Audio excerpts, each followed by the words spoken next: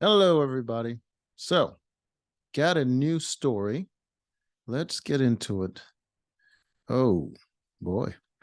Says here, Texas LGBT group cancels drag show after fundraising woes. Kind of embarrassing. Oh, oh no. A Texas LGBT organization bid to fill the streets of Dallas with drag queens fell apart after organizers failed to raise sufficient funds. Yeah. Who who is going to pay you? Not if you if you exclude a bunch of people, who is most people, where are you going to get the money? Dallas Pride had planned to host a night of 1,000 drag queens. That is expensive as shit. 1,000 on August 26th to protest a new law set to take effect next month that prohibits sexualized performances from taking place in the presence of children. Why would you protest that? Isn't that always a law? Should I thought that was already a law. Like you can't do that kind of stuff in front of children. Unfortunately, Dallas Pride must announce that the August 26th street party has been canceled. The organization posted on its website. The bottom line is the funding just didn't come together. You guys didn't pay enough money. You want the kids to see some freaky shit, right? So you got to pay. These kinds of events are very expensive to produce here in Dallas. As a 501c3, I think that's a nonprofit organization, right?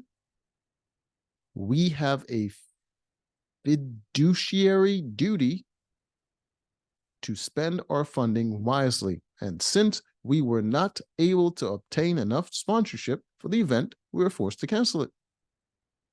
They're really pouring in the guilt. They're like, well, you guys didn't pay enough money, so you don't get enough drag queens. You want the drag queens, don't you? You need to pay. You think drag queens grow on trees? Christine Bengston, okay, the interim executive director of Dallas Pride, told the Dallas Express the group had sought to raise $75,000 for the event and that it was kind of embarrassing that it had been unable to generate sufficient funds. Should have tried to get some of that money out of state.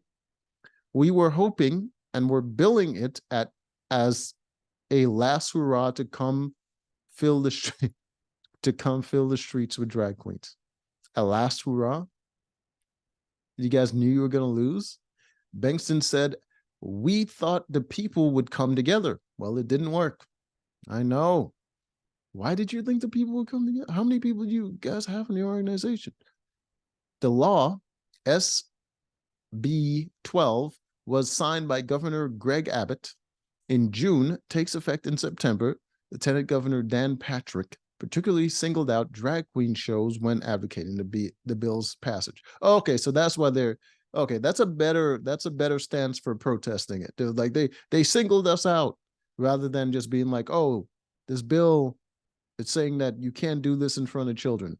Then I'm like, whoa. But yeah, drag queens pretty sexual. You shouldn't be having that in front of children. I'm sure the adults support your organization. Have those shows in front of adults. Why children?